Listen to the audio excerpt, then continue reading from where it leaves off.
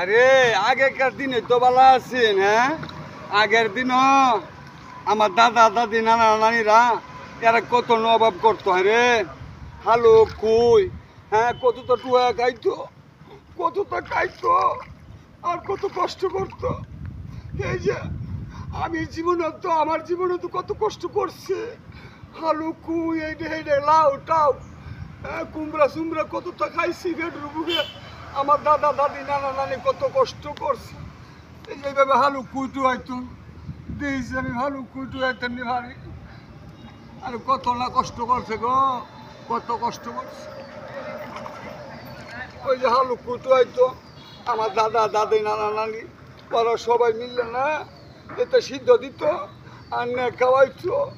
হ্যাঁ, আরে কত কষ্ট করতো, কত অভাব ছিল। হ্যাঁ, আরে এইভাবে কুই টুয়াইতো, শাপলা টুয়াইতো, কত তো করতো।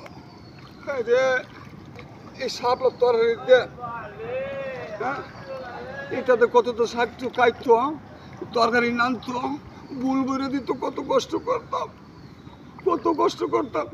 এই হালুক নিয়ে দিত টুয়া টুয়াইয়া আর সিদ্ধ সিদ্ধতে খাইতাম। হ্যাঁ, শুনেন, এখন কিন্তু ডিজিটাল বাংলাদেশ আর কিন্তু কষ্ট মষ্ট নাই, মানুষের অভাবও নাই।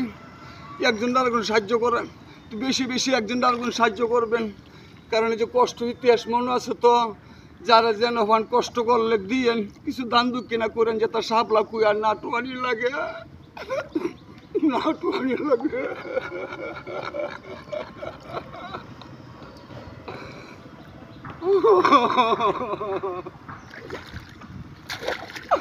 কত কষ্ট করতাম,